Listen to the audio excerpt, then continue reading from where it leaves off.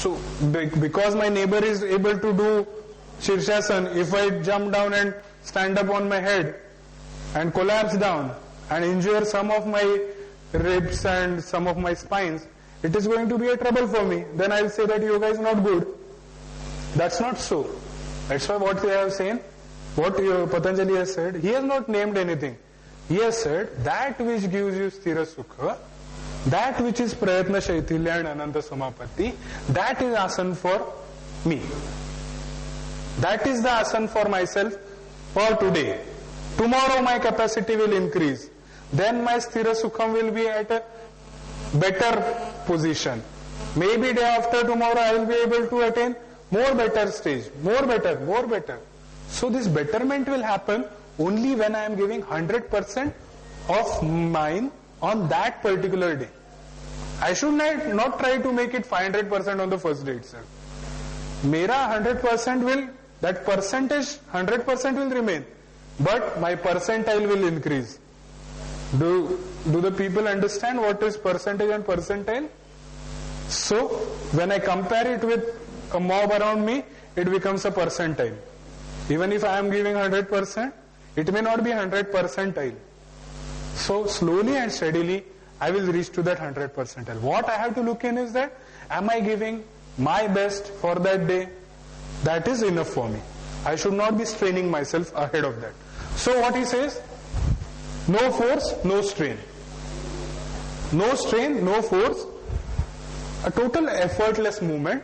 And then the last thing what he asks for is Ananta Samapatti. See, physically what we have seen is all that. Sthirata, Sukha comes a bit towards the psychological component. But here see, in Ananta Samapatti he asks for a total mental relaxation. When I am performing asanas, I should be first of all switching off all my gadgets. There should be no incoming call, no messages that are falling in, nothing to disturb me. Okay? And not only these gadgets, but no other thought even to disturb me. So it should be a completely closed appointment. If I am doing 40 minutes, 45 minutes or 1 hour of yogasanas, I should be totally confined and composed within myself. If any guest comes to our place and if we have not given him appointment or he has not informed us and we are doing something very important, that time what we do? We ask him to please wait. I will look after you after a few minutes. Okay? Similarly, that means we take care that whatever work we are doing should not suffer. In the same manner, over here also, when there are many thoughts going on every moment, the mind keeps on popping thoughts for us. Sometimes they are positive, sometimes they are negative. But that mind machine keeps on pumping it up. Every time it comes and goes. So what I should do is that, whatever thought other than this asana that I am doing is coming, I shall ask it, okay, I know that you are important, I will deal with you later. Do you get me? I am trying to explain you what is Ananta Samapatti. And then, yeah. What about music or something slow classic?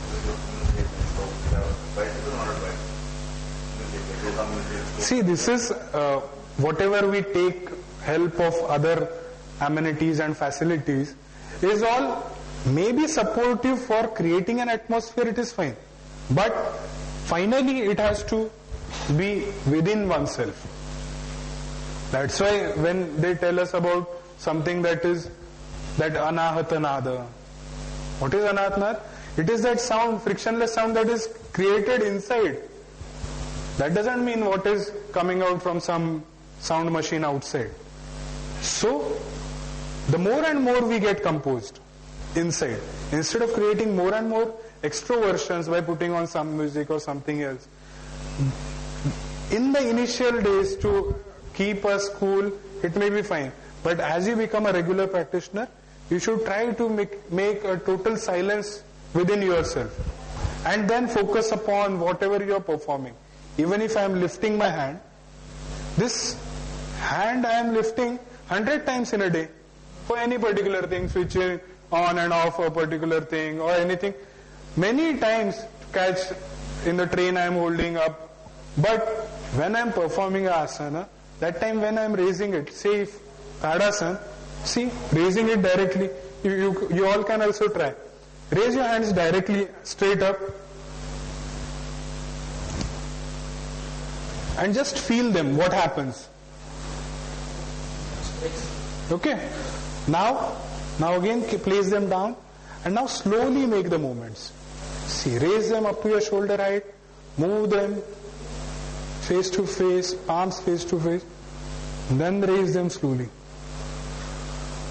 If you observe internally, with this slow and steady movements, there is a lot of utilization of our muscles and ligaments, which may not happen in a fast movement.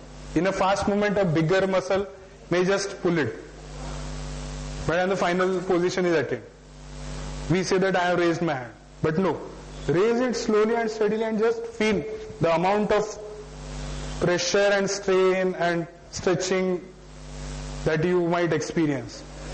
For that to be experienced. That's why yoga is said to be not an experimental but an experiential science. So if you close your eyes, get more composed inside, you will feel what is happening when you are doing a particular asana.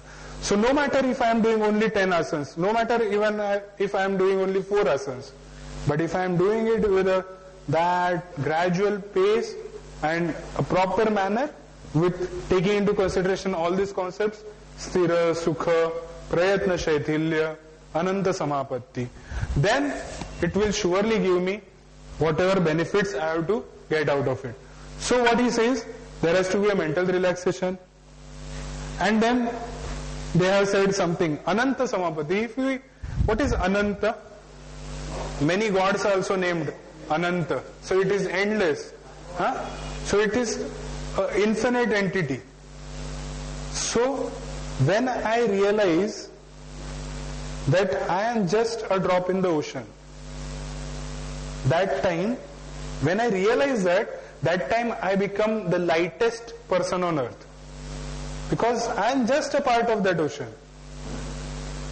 So that egolessness, which is again an essential thing, once that comes into me, I am just a part of this universe. When I am performing, when I get concentrated, I come to know that there are so many factors that I am simply getting involved into, and there is a lot that is there around me, and I am just a small part of it. And this realization can be brought about by performing asanas, if performed in the particular fashion. And then that ananta samapatti has to be maintained. I have to have that concept in my mind. That's why here now we are understanding the concepts behind it. Because if I am performing asanas just with anyone or anyone you follow, that's not a problem for me. But if I don't know what the concept is behind it, then I will not be getting the 100% benefits. Maybe some of my disease may be corrected. Maybe my diabetes may come into control.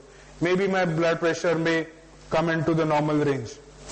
Maybe some of my physical ailments may get corrected. Maybe I get a good strength on my biceps and triceps. Everything may happen. But if I don't understand the basic concept, what is there behind asanas, then I will not get that complete happiness out of it, which is what we are entitled to get if we are doing asanas perfectly. Okay? Samapatti is getting one. Samapatti.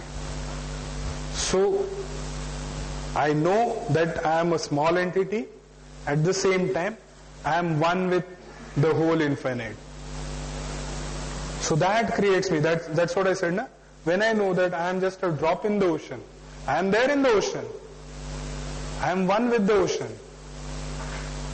We can say I am the ocean, but I know that what am I? I am just a drop. So that pulls out that ego out of me. And then samapatti is collaboration. Samapatti is getting collated. Togetherness, collation, unitedness. Look, oneness.